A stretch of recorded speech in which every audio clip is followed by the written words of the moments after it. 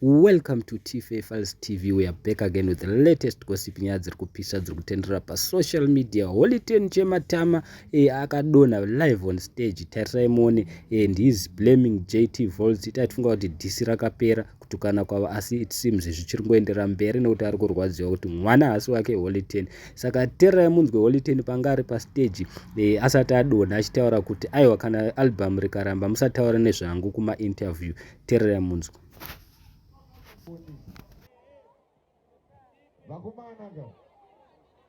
Vakomanaka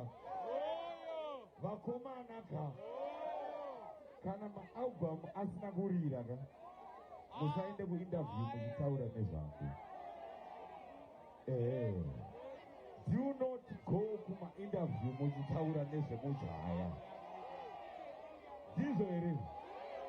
As you all can see, muri kuona pakadona ende mukomana anga akadhakwa zvisingaite zvaita kuti vazvikuru vambuya neanda vabvunza kuti anga akadhakwa nengoma here kana kuti ari kurova zviya. So andizi guys, kana makatarisa munoti kudini nazvo. So he's blaming Volts azotaura futi after. Mangwana ngatiroi drug test. Timbotestewa madrugs. Tinawo matest kits ana moms edu andazvimata. Ngatimbotestei madrugs. Timboona kuti atisi ngoma here tinoita kuti mukule down. But problem kuti ndo kuziva iwo hausikane nevanhu.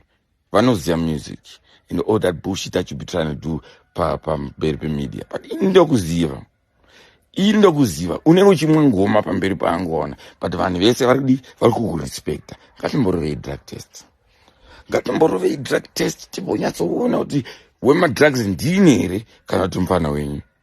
Musati maita hasha, ngatimborovei. Mazvinzwira mega zvakutaurwa na Holy10 after abva kushow achidedzera kuti yeye handei kumatest tunoona kuti uyu anorova ngoma here kana kuti anorova madragi. Handizivi guys, kana makatarisa tunoti kudini hazvo nekuclash kwacho makangomona mukomana anga akafa kudhakwa zvisingaite zviri kuita kuti vanhu vabvunze kuti anga akadhakwa nengoma here kana kuti nedoro kana kuti nemadragi because mukomana akauya akapera zvisingaite, akatozodzima rabisa hembe achitamba zvimwe zvinhu zvokuti munongoona kuti aiwa munhu anenge pane zvimwe zvinhu zvanenge akarova zviri kuita kuti anga ari hai kulive ikoko ndo paakazodona. Asi manje mukomana anenge ari kublema Volts because anga achidedzera kuti kana mukaenda kuma interview enyu muchinotaura nezvangu album rako raramba kurira, siyana nezita rangu nemukadzi wangu, usataure kwausina kuswera. So please comment down below mutudze kuti mukomana anga akarohwa nengoma here kana kuti anga akarohwa nedragi kana kuti ari kurwadziwa nekuti vanhu vanoswera vachiti